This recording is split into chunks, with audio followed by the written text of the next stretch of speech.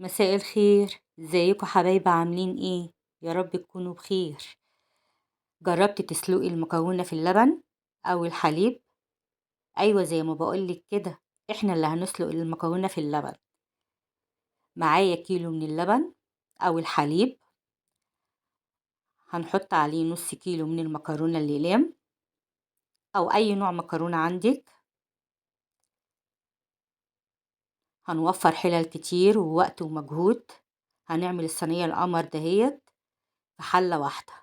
هنحط معلقتين من السمنة البلدي عشان يدوها طعم حلو، ولو عايزة تستغني عن السمنة مفيش مشكلة خالص.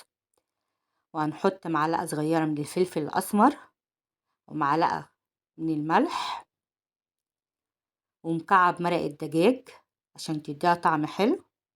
ولو عايزة تحطي نص لبن والنص شوربة تمام، مفيش مشكلة. ما تنسوش اللايك والشير والاشتراك في القناة ونفعل زر الجرس. هنقلبها كويس، ويا ريت تصلوا على النبي في التعليقات. هنخليها تاخد غلوتين ونوطي عليها العين. هنعملها معاملة الرز بالظبط. هندخلها كده بقى في العين اللي جوه، ونجيب طاسة على ما هي تستوي. نعمل اللحمة المفرومة نعصجها. معايا بصلتين من بصلتين كبار، نحط عليها ملح وفلفل. هندبلها شوية. انا ما بحطش عليها مادة دهنية، لو انتي حابة تحطي حطي، بس انا بستكفى من الدهون اللي في اللحمة.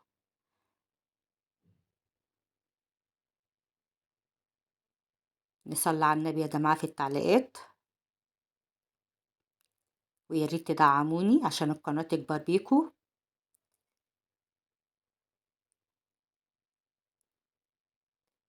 انا هنا في الوصفة بستكفى بالنشا بتاع المكرونة لما ينزل في اللبن. ادي كده احنا ايه، مش استغنينا عن الدقيق خالص، واستغنينا عن اللي احنا نعمل بشاميل في حلة ومصفى نصفي المكرونة.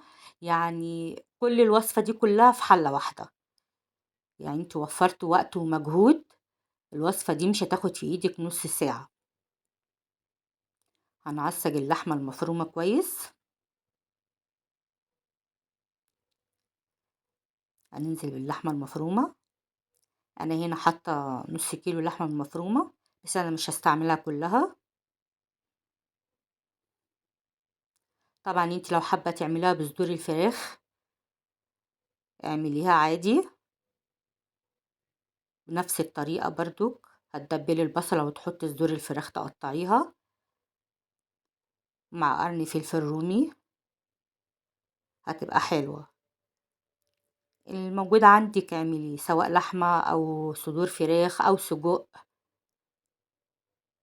احنا ستات بيوت شاطرين بنعرف ايه نتصرف. طبعا انا وطيت العين على المكرونة. بصوا هي استوت ازاي وبقت جميلة. انا عايزاها جوسي كده، تكون سايلة شوية.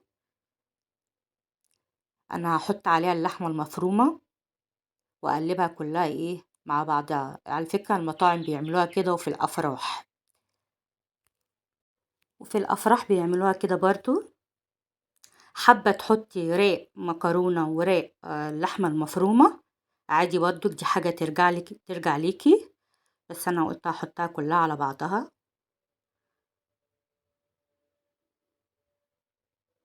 بصوا انا عايزاها ايه سايلة شوية. حلة واحدة عملنا فيها الوصفة بتاعتنا كلها. بصوا استوت ازاي. وداعا لايه، لغسيل المواعين.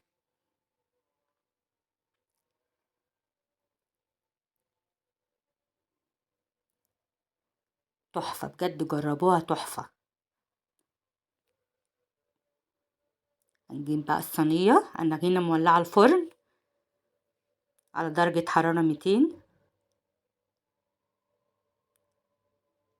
زي ما قلتلك، انت لو حابة تحطي جزء من المكرونة وتحطي اللحمة او الفراخ في النص، دي بتاعتك انتي. هنسويها. عندك بقى جبنة موتزاريلا تحطها في الوش، على الوش. عندك ميكس جبن براحتك، الموجود شغال. جبنة رومي،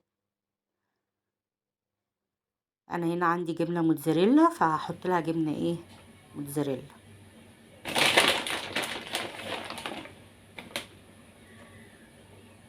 الوصفة كلها ما خدتش نص ساعة.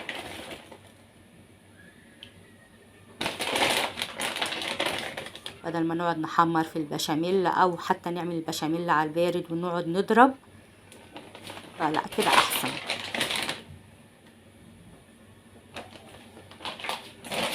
اتمنى تجربوها تعجبكم. دخلها الفرن، مخدتش 10 دقايق. بصوا شكلها عامل ازاي، بجد والله تحفة، كان طعمها تحفة ومخدتش وقت خالص معانا. اتمنى الوصفة تكون عجبتكم، واستنوني في وصفة جديدة من وصفات لومة، واشوفكم على خير.